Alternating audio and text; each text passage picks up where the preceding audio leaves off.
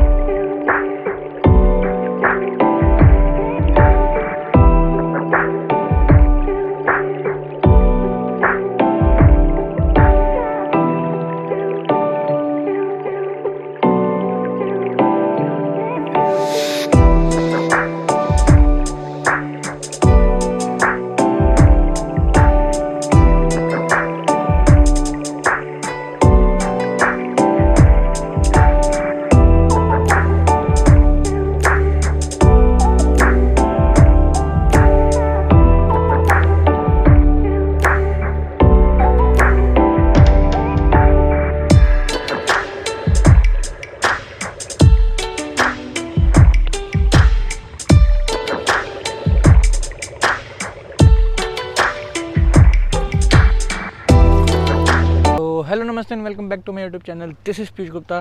जो आज का व्लॉग होने वाला ना, वो होने वाला कनाडा वर्सेस ऑस्ट्रेलिया के ऊपर कि दोनों में से कौन सी कंट्री बेटर है। बट मैं आपको ये नहीं बताऊंगा कि दोनों में से कौन सी कंट्री बेटर है। मैं आपको बेसिक पॉइंट्स बताऊंगा जिसके डिफरेंशिएशन किया है मैंने कनाडा और ऑस्ट्रेलिया के बीच में। तो आप उन पॉइंट्स के बेस पे आप अपना ओपिनियन फॉर्म कर सकते हो कि कौन सी कंट्री आपके लिए बेस्ट रहेगी और कहाँ आपको जाना वर्थ इट रहेगा। ये आपको जज करना है, आपको ओपिनियन फॉर्म करना है, ना कि मैं आपको कोई बताने वाला होता हूँ। मैं सिर्फ आपको एक ओवरव्यू दे सकता हूँ जो कि आपको हेल्प करेगा। एक उसको क्या बोलते हैं, जो आपको हेल्प करेगा अनबायस्ड डिसीजन लेने के लिए। ठीक है। पहला पॉइंट कि कौन सा एग्ज़ाम कहाँ एक्सेप्टेड है। आइल्स एंड पीटी तो ऑस्ट्रेलिया में हर जगह एक्सेप्टेड है। आप जो भी कॉलेजेस या यूनिवर्सिटीज़ में जाना चाहते हो, जो आपकी फेवरेट यूनिवर्सिटीज़ ऑस्ट्रेलिया के अंदर, वो दोनों ही एग्ज़ाम्स एक्सेप्ट करती है। But on the other hand, जहाँ आप अगर आप कनाडा आते हो तो कुछ यूनिवर्सिटीज़ या कुछ कॉलेजेस ही हैं जो पीटीई एक्सेप्ट करते हैं। बाकी most of the colleges and universities everyone wants to have IELTS, so that's the thing, जो कि एक बेसिक डिफरेंशिएशन है इस पॉइंट का। गाइस, मुझे बताने की तो ज़रूरत नहीं है कि आपको कितना बैंड स्कोर या IELTS डिज़ायर्ड स्कोर चाहिए यहाँ पर आने के लिए या फिर ऑस्ट्रेलिया जाने के लिए। तो फिर भी मैं आपको चलो बता देता हूँ जिनको नहीं पता। फॉर पीटी और IELTS में आपको दोनों में 6.5 बैंड्स चाहिए, नॉट लेस देन 6। सो ये जो मिनिमम क्राइटेरिया है वो यहाँ पर आने का है, एंड बाकी तो आपकी फ़ाइल पर डिपेंड करता है। अगर मैं एक्सपेंसेस के बारे में बता के चलूँ आपको, तो कनाडा में आपके अप्रोक्स 20 लाख तो लगेंगे। एंड जो ऑस्ट्रेलिया में है वो आपके 12 लाख लगते हैं इन इंडियन रुपीज़, और आपको फ़ंड्स भी शो करने होंगे।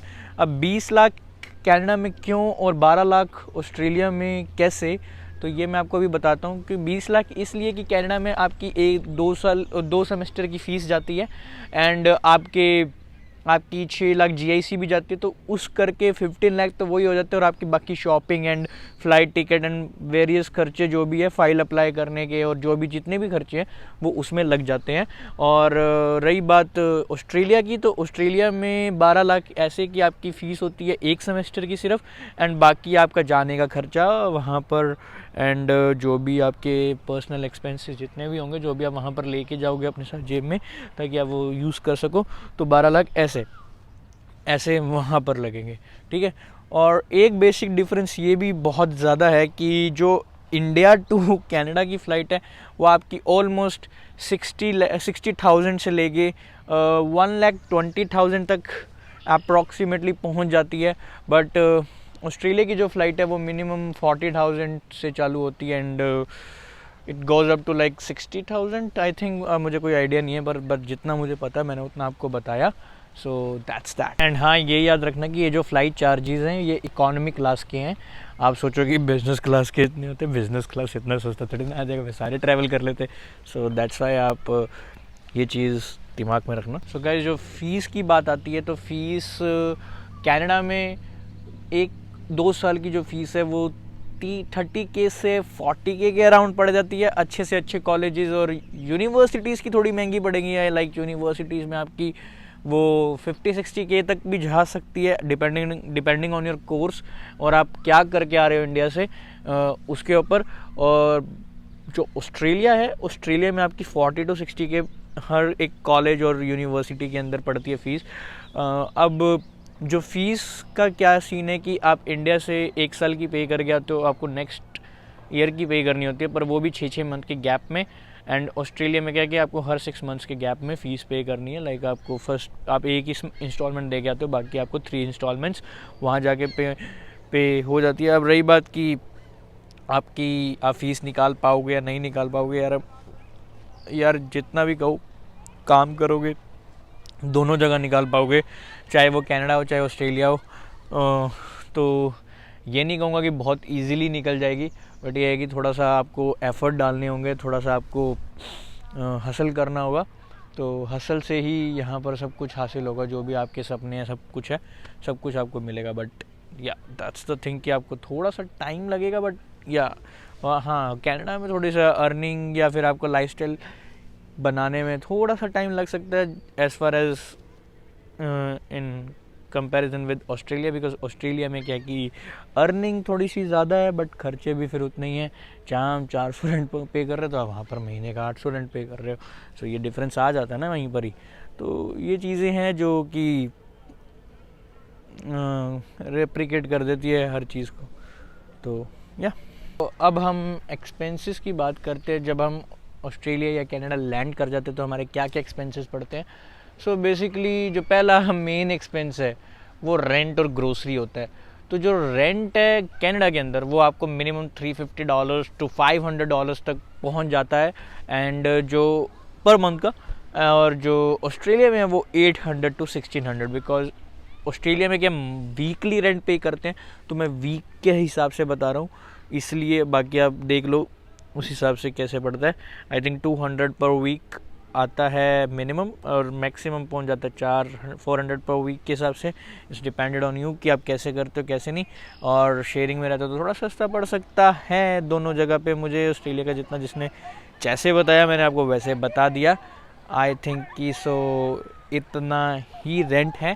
और जो ग्रोसरी है वो ग्रोसरी दोनों जगह ही पर पर्सन की $200 से $300 पड़ती है। $200 से $300 कैसे पड़ती है, वो ये कि यार इस वक्त क्या है कि जो ग्रोसरी प्राइसेस हैं वो हाई हो चुके हैं in both the countries because of the gas prices due to the war and many circumstances, कि गैस के प्राइसेस दोनों कंट्री में राइज हो रहे हैं, और जिसके कारण ट्रांसपोर्टेशन की चार्जेस बढ़ रहे हैं। और ट्रांसपोर्टेशन से ही फूड आता है बाहर की कंट्री से इंडिया, कनाडा या ऑस्ट्रेलिया के अंदर।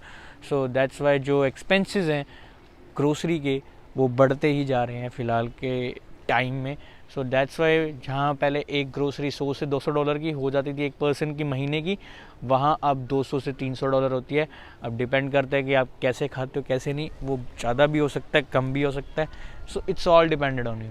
और अब आपको मैं बताता हूँ जो सबसे हॉट टॉपिक है, जो शायद काफ़ी जने आप में से जानना चाहते होंगे, वो है जॉब के बारे में। तो जो जॉब्स हैं, जो जॉब अवेलेबिलिटी है फ़िलहाल इन कनाडा और एंड इन ऑस्ट्रेलिया। फ़िलहाल in Canada it's like medium, अभी अवेलेबिलिटी थोड़ी मीडियम है। ये बहुत एक्सटेंसिवली हायरिंग नहीं चल रही है, बट ठीक है हो रही है हायरिंग। बच्चे जो आ रहे हैं उनको जॉब मिल रही है, पर not to the mark they are expecting. But Australia में इस वक्त जो हायरिंग है वो बहुत ही एक्सटेंसिवली हो रही है, हाई हायरिंग डिमांड्स जो जॉब की है, जो जॉब इस वक्त हाई डिमांड पे मिल रही है, जैसा कि मुझे पता लगा मेरे फ्रेंड से। तो ये एक बेसिक डिफरेंस है जॉब के बीच में। एंड जो जॉब फेयर्स हैं, जॉब वेजेस, लाइक कनाडा में आपको $15 पर आवर मिलेंगे, और जो ऑस्ट्रेलिया में वो आपको मिलेंगे $22 to $25 पर आवर। वो डिपेंड करते हैं कि आप कहाँ और किधर काम करते हो. सो हर एक जगह का डिफरेंट वेजेस हैं. वो सिटी टू सिटी या फिर प्रोविंस टू प्रोविंस चेंज होता रहता होगा, आई थिंक सो. सो या तो अब आते हैं वेदर पे. तो जो वेदर है वो कनाडा का थोड़ा सा एक्सट्रीम है in comparison to Australia, because Canada में जो ठंड है वो बहुत ज़्यादा पड़ती है एज़ कम्पेयर टू ऑस्ट्रेलिया. यहाँ पर जो टेम्परेचर है वो -20 तक जाता है. और आप ये माहौल देख सकते हो जो अभी समर्स का माहौल है. आप देख रहे हो कि कैसे ये रिवर है, कैसे ये ओशन है, जो भी है ये इतना सुंदर लग रहा है देखने में. बट यही इन विंटर्स के टाइम पे फ्रीज़ हो जाता है सब कुछ. और ये यॉट्स वगैरह भी चलनी वगैरह ऑब्वियसली बंद हो जाती है, बिकॉज आइस पे तो कैसे चलेगी.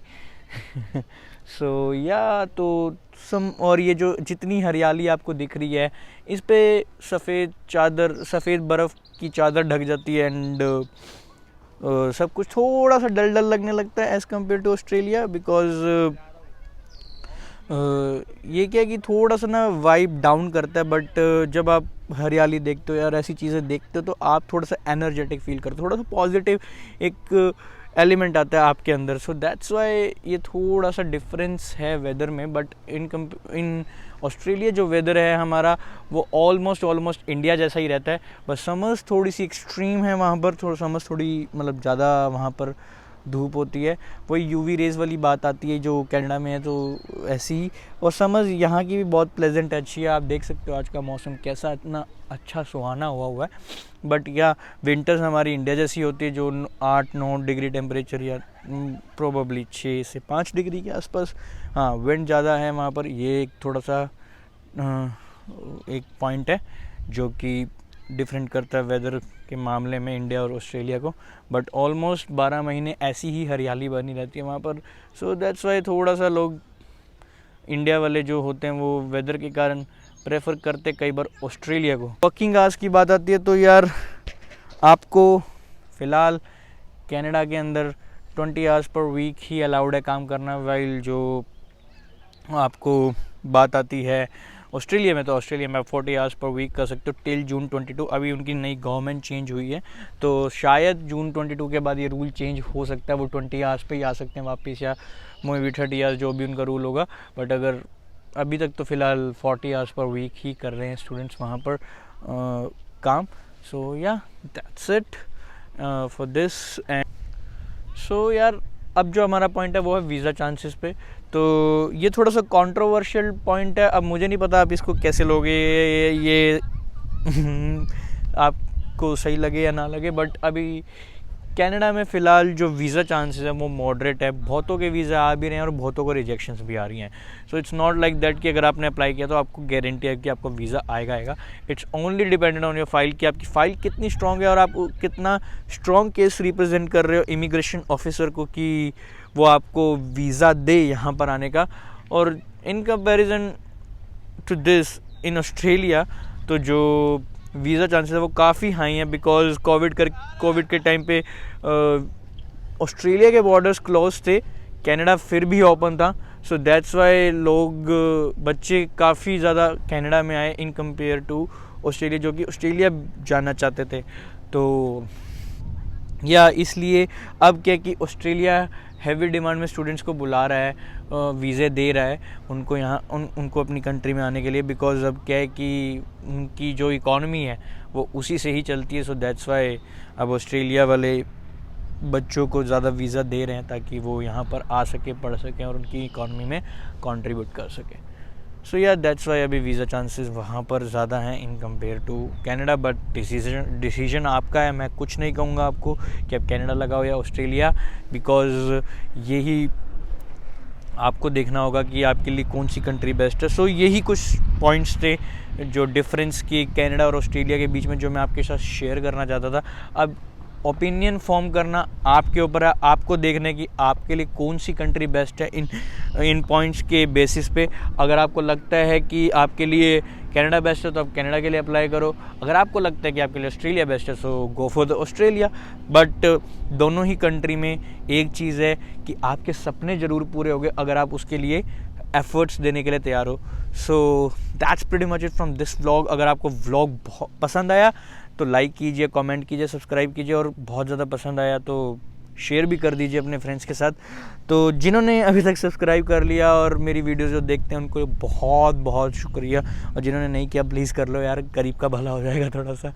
और मैं काफ़ी आपसे सॉरी चाहता हूँ बिकॉज़ यार जॉब के कारण मैं रेगुलर अपलोड्स कर नहीं पा रहा हूँ और वीडियो शूट्स कर नहीं पा रहा हूँ। दैट्स वाई थोड़ा सा ये व्लॉग लेट हो गया आने में, बट आज मैंने पूरा टाइम निकाल के ये व्लॉग शूट किया है। अब इसके बाद एक व्लॉग और आएगा, शायद मैं इसको 2 पार्ट में डाल सकता हूँ, मेरे ऊपर, मुझे नहीं पता, बट यार देखते क्या होता है। So bye bye, take care, शब खैर, keep smiling, love from Canada, boy from India, peace. और ज़रूर फतेह करोगे तुम एक दिन। बाय।